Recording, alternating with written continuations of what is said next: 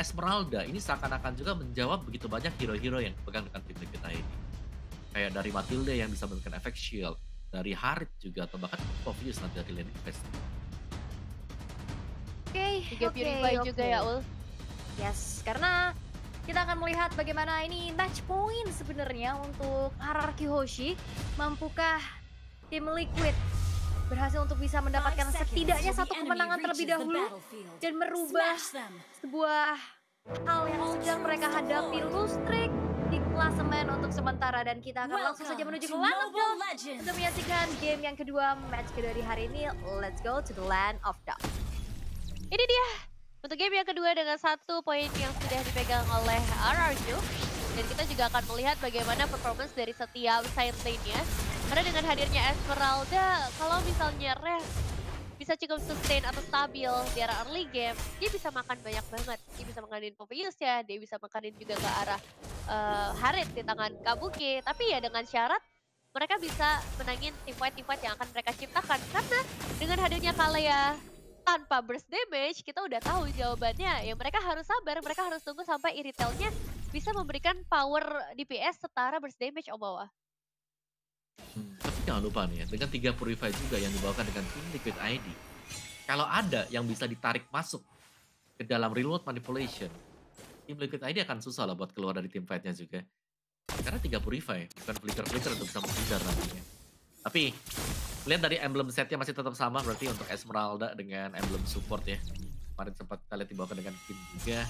Ada 3 Inspire dan juga ada 3 Infuse Rage yang dipakai oleh RRQ. Dan ada 2 emblem tank yang dipergunakan juga oleh tim Liquid ID. Ada Fokus bersama dengan Xbox. Yep. Tapi pergerakan sudah mulai terlihat menuju ke arah top lane. Aran HP sudah tidak terlalu banyak, tapi terkena dengan Thunder Strike kali ini. Lapisan ini diledakkan untuk melarikan diri dari Joe. Tidak ada lagi hal yang diinginkan oleh RRQ, hanya mencoba untuk bertukar saja dari segi resource, mencicil keberadaan dari HP yang dimiliki, tapi recall-nya sepertinya sudah mulai diganggu. Sebuah Void Crystal yang sudah terlihat, tapi untungnya Deheskia masih bisa selamat untuk bisa juga melakukan recall terlebih dahulu. Tapi di sisi lain, turtle-nya sudah mulai terlihat free untuk RRQ harusnya, karena melihat Joe yang sudah tidak lagi ada lagi dari Viraga Armor. Ya, itu dia. Satu turtle yang akhirnya berhasil disecure oleh RRQ setelah perjuangan panjang yang berhasil mereka ciptakan. 4 pemain yang berhasil mereka pressure dan rotasinya bisa dibilang sangat berhasil dari RRQ untuk sejauh ini. Dan ada banyak target ya buat sekarang ketika mereka udah pegang beberapa advantage termasuk turtle yang pertama. Mereka juga bisa mulai menguasai area river. Tsunami Flame terlihat. Gak ada Thunder Strike lagi dan ternyata Last Insanity harus dikeluarkan. Gak ada Viraga Armor, belum ada Immortal, dan Joe harusnya akan terkena First Blood yang diamankan oleh Zunash kali ini. Ya, sebuah eksperimen ketika Joe menggunakan Fighter Juggle sepertinya masih belum berhasil untuk sejauh ini. 1 kali ditumbangkan, ngebuat dia akhirnya nggak bisa bergerak dengan terlalu bebas. Perbedaan level soalnya udah mulai terasa juga antara kedua belah jungler. Mungkin levelnya iya sih, tapi ini lebih ke keberanian Indok juga ya, karena kita melihat Tidal Strike atau dengan Tsunami Slam-nya langsung menargetkan. Ini menujunya ke si Joe sendiri, karena Joe memang untuk di early game selama belum punya Immortal atau mungkin dengan War X ya, ini tidak akan aman ya, karena Viraga Armor begitu pecah, dia tidak akan punya battle spell untuk bisa melindungi dirinya karena baunya Retribution. Itu bukan flicker seperti kalau memang Xbox-nya bermain di EXP lane. Dan unggul gold sekarang buat RRQ dari early game lagi melihat pressure-nya masuk. Tsunami Flare yang terlihat langsung tadi dicoba diledakan, tapi Indok masih bisa bertahan di arah belakang dari Revelation dari Rin. Dan Joe-nya lagi-lagi tertangkap.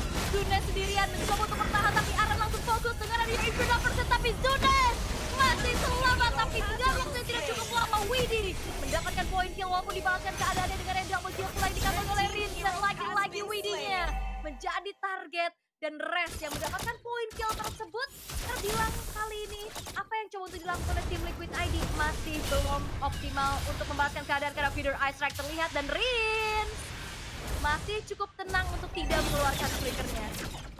Wah, ini pukulan bunuh yang cukup berbahaya loh, karena area turtle juga baru saja terekspos. Ngebuat dari RRQ harus sedikit bersabar, tapi ini sudah kembali dengan HP yang lumayan prima. Maka Joe Tarmun, dan pas waktunya dengan ada Viraga Armor yang pecah, Joe-nya benar-benar dipegang.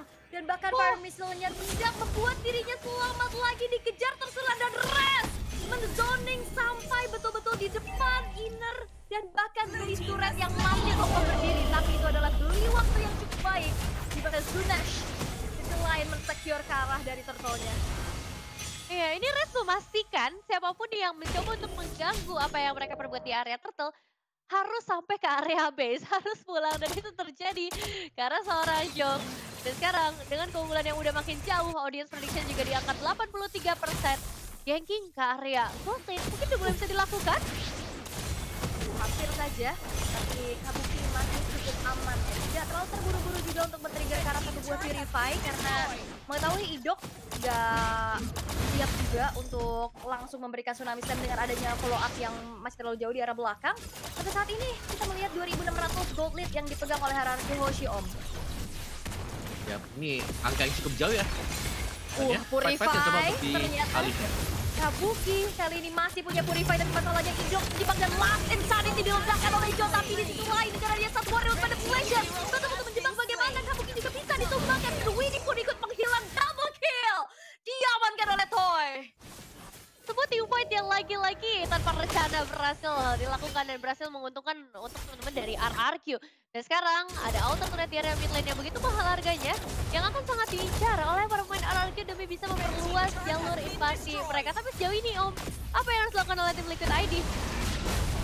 Ya, menurutku mereka harus sedikit lebih sabar ya. Mungkin terutama untuk Jo juga, karena setiap kali ada Jo di barisan depan, Idok ini nggak segan-segan sama sekali, langsung Tsunami Slam juga.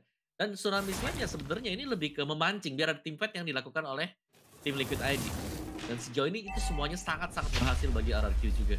Dan kalau kita lihat dari replay yang terjadi juga, lihat ketika ada yang diangkat satu, team fight langsung di-initiate oleh tim Liquid ID. Dan ketika semuanya maju ke depan, ingat ya, Xbox tanpa ada guiding wing tidak akan bisa kabur kemana-mana. Dan semuanya terperangkap dengan real world manipulation juga yang dibuka oleh Rinse. Jadi itu adalah bait yang sangat bagus dari RRQ tadi. Area dari circle yang sudah mulai terlihat ya, feeder ice track yang tidak menjangkau pemain-pemain dari RRQ Hoshi yang sedang memegang kendali atas turtle-nya. Tadi lihat satu buah Purify kembali tertrigger dari Yeskiel. Wings by Wings memang menyelamatkan diri, tapi Perfect Turtle diamankan oleh RRQ Hoshi. Ya, dan jujur bagaimana damage dari Rinse ini udah mulai kelihatan, itu sakit banget. Termasuk ke arahnya Skill, tadi sempat menumbangkan ke arah Kabuki juga. Dan sekarang dengan Wishing Lantern akan melengkapi lagi ya output dari seorang Rinse. Melihat bagaimana dari tim Liquid ID yang udah mulai terpressure, ada harapan dari segi Parshanya. Memang masih akan ada Feather Ice Strike, area of effect yang lumayan besar. Tapi sepertinya mereka udah harus mulai bermain secara kesatuan, bermain dengan team fight power dan tarik ulur karena mereka bawa Matthew udah sebenarnya di line up mereka. Ini Jo-nya benar-benar bonyok loh. Purple buff juga bukan menjadi milik dari Jo. Tidak banyak kita melihat bagaimana Last Insanity ini dilakukan untuk ofensif. Berkali-kali lah Insanity terpaksa dikeluarkan hanya untuk bisa melarikan diri atas kejaran dari Idok, Om. Dan satu yang aku pengen highlight adalah seberapa sering kita melihat ya skill ini tertinggal jauh. Ini 2.400 gold difference dari kedua player tuh.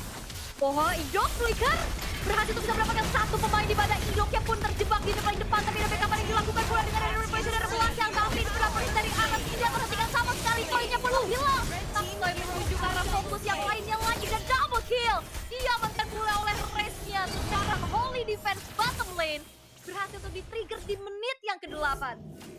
Bertambah lagi sudah gap yang terjadi, perbedaan yang sangat signifikan, 6.000 keunggulan gold di tangan RRQ. Karena satu buah team fight yang bisa dibilang terjadi sangat rapi. Idok menjadi indikator yang kita kira dengan 3 Purify akan sangat terhambat, tapi ternyata dia membuktikan ada target yang lebih mahal yang bisa dia tarik, Om. Ya, targetnya namanya Xbox ya, atau Jo tadi. Ada Piraga Armor memang, tapi bisa dipastikan ya akan langsung pecah. Melihat bagaimana kombinasi di early game yang begitu banyak yang bisa dimainkan oleh RRQ juga. Dan kalau Zo-nya diangkat dengan Tsunami Slam, tidak akan melakukan backupan di belakang, udah bisa dipastikan akan kurang secara kuantitas lagi untuk tim Liquid ID. Tapi kalau Zo-nya di backup, real world manipulation ini sudah siap untuk mengurung pemain-pemain tim Liquid ID yang bersiap-siap untuk melakukan team fight nih.